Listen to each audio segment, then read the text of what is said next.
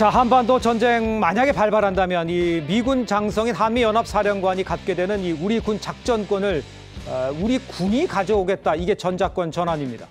정부 여당에서는 추진에 불을 붙이는 목소리가 지금 잇따라 나오고 있는 상황입니다. 대통령 직속 국정위 조승래 대변인, 또 대미 특사단에 내정된 이 김우영 민주당 의원의 목소리부터 이어서 들어보도록 하겠습니다.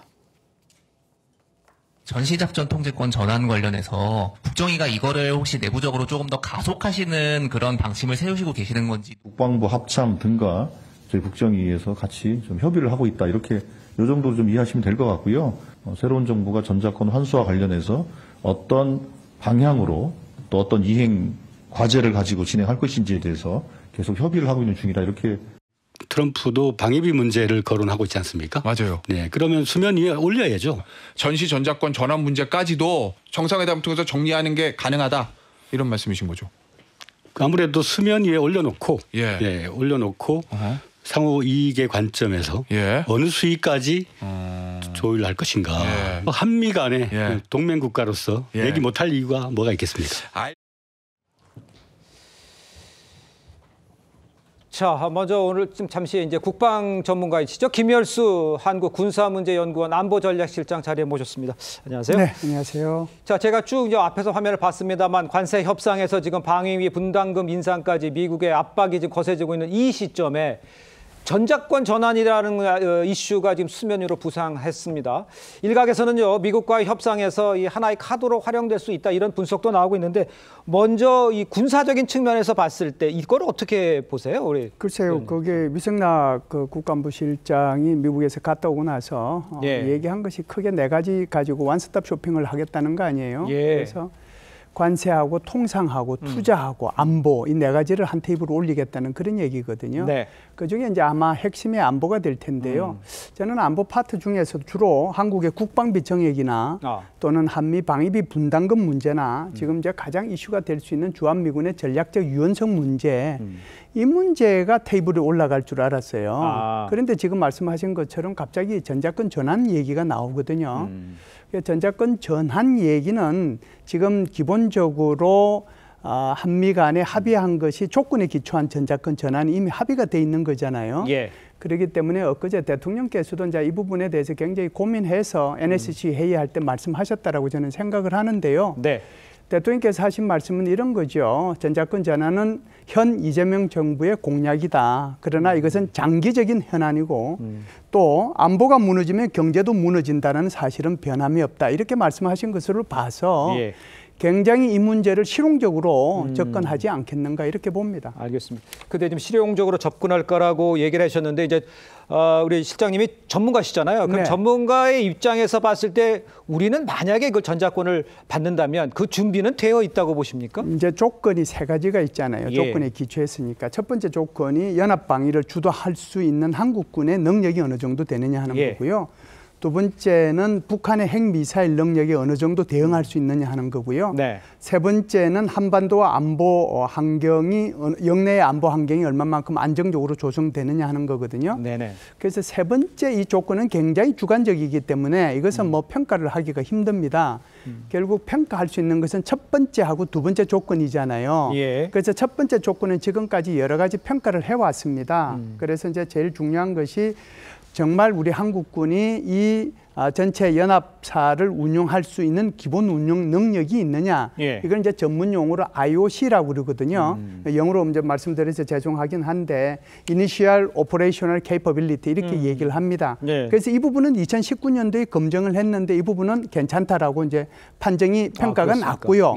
두 번째는 2022년도에 완전 운용 능력, 그러니까 Full Operational Capability 이것도 전체 항목이 꽤 많은데 그중에 일정 부분 항목만 가지고 평가를 했는데 이 부분도 괜찮다고 나왔습니다.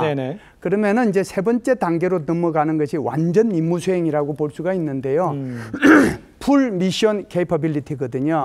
그래서 이 FMC는 언제 이렇게 평가를 하도록 돼 있느냐 하면은 전작권 전환이 만일에 내년에 하도록 돼 있다 그러면 올해 이것을 평가하도록 돼 있어요. 이런 것처럼 이게 단계별로 가는데 네네. 지금 현재 한국군이 그것을 할 수 있는 능력이 있느냐 하는 것은 두 번째 단계에서 스탑이 돼 있는 그런 상태고 세 번째는 아직 못 갔다는 게 첫 번째 말씀드리고 싶고요. 예.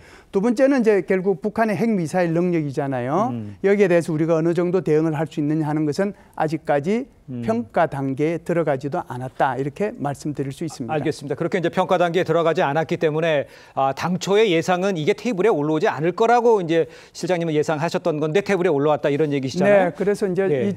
저기 지금 이재명 정부도 대통령께서도 그런 고민을 하시고 계시는 거죠. 예. 만일에 전작권 전환을 바로 이게 적극적으로 추진해라라고 하는 그 말씀을 하시고 싶으면 엊그제 NSC 회의할 때 바로 지시하셨을 거예요. 그런데 대통령께서 지금 지시 안 하셨거든요. 이 부분을 좀 저는 좀 유의 깊게 바라보고 있습니다. 알겠습니다. 근데 이제 비용이 최소한 21조 든다고 하는데 네. 시기적으로 봤을 때 이렇게 만약에 되면 득이 많습니까? 실이 많습니까? 안보 상황만 보면. 이런 거죠. 우리가 이제 왜 그 정도 돈이 드느냐 하는 게 문제잖아요. 그렇습니다. 핵심은 북한의 핵미사일 능력이잖아요. 여기에 이제 대응하는 건데 여기에 대응하려고 그러면 지금 이제 우리가 하고 있는 것이 한미 간에 하는 것도 있지만 한국군 스스로가 해야 될 능력들이 필요하거든요. 네. 그 능력들이 이제 흔히 얘기하는 킬체인, 뭐 KAMD, KMPR, 30K라고 해서 한참 얘기가 많이 나오잖아요. 그러면은 이제 킬체인이라고 하는 것이 북한이 한국에 대해서 핵미사일 이거 사용하기 전에 가서 먼저 때려야 되는데 예. 그러려고 하면은 눈이 있어야 되잖아요. 그 눈이 있어야 되는데 우리 지금 정찰위성 4개밖에 안 했단 말이죠. 소형위성 위성을 하고 초소형 위성은 2030년까지 50개에서 60개 지금 띄우도록 계획이 돼 있단 말이에요. 네. 그래서 이 부분에 대한 것들이 남아 있고 그리고 이제 주위 통신 체계 이런 것들도 있고 네. 그리고 이제 두 번째는 KAMD인데 결국은 날아오는 미사일을 우리가 막아내야 되는데 막아내는 것도 지금 뭐라고 할까요? 북한의 장사정포, 그 LAMD라고 얘기를 합니다. 예. 흔히 얘기하는 이스라엘의 아이언돔과 비슷한 거죠. 이것도 지금 체계 개발해서 우리가 연구 개발해서 완성해가지고 하는 것이 2029년 30년도예요. 네네네. 그러면 여기에 대한 것들이 돈이 많이 들어가겠죠. 이걸 이제 한꺼번에 들어가게 할 거냐, 조금 우리가 여유를 가지고 들어가게 할 거냐, 그 차이는 존재한다 이렇게 봅니다. 알겠습니다. 근데 일단 현재 중국 견제에 집중하려는 것이 미국이다. 주한미군 역할 재조정을 원하는 것으로 지금 알려져 있기 때문에 그걸 우리가 먼저 이렇게 얘기할 필요가 있느냐 이런 지적이 있는데 그거는 어떻게 보세요? 사실상은 이제 이런 거죠. 우리가 이제 이 전작권 전환을 먼저 얘기하는 것이 한국한테 유리하냐? 그렇지 않으면은 미국의 전체적인 미국의 국방 전략서가 올 8월 달에 나올 텐데 거기에 주한미군 재조정을 얘기하는 것이 우리한테 유리하냐 예. 여기에 대한 고민이 저는 있다라고 봐요. 그래서 이것은 인과관계가 저는 성립이 된다라고 보는데요.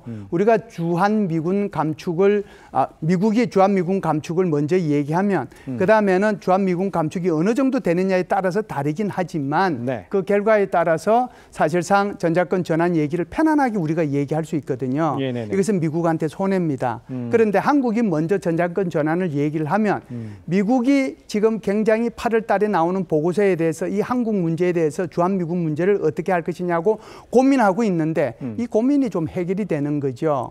그래서 이게 인과관계를 잘 고려해서 그래서 뭐 대통령께서도 고민하고 계신 게 아닌가 이렇게 봅니다. 그러면 지금 실장님께서 보시기에 지금 미국의 생각은 어떤 거라고 보십니까? 트럼프 대통령의 생각은 어떤 겁니까? 트럼프 대통령의 생각은 기본적으로 이게 자신의 자국의 위협에 대한 것은 자국이 책임지라라고 하는 거고요. 예, 예. 그렇기 때문에 나토 같은 경우에도 유럽 방위에 대해서는 니들이 책임지라고 얘기하는 거고 북한 같은 경우에도 한국이 책임지라라고 얘기하는 거고 네. 그리고 이제 주한미군이나 주일미군 같은 경우에는 미국의 주 위협이 될 수 있는 중국의 위협에 대응하겠다. 그렇기 때문에 주한미군이나 주일미군의 재조정이 있을 수 있다. 이렇게 얘기하는 거거든요. 네.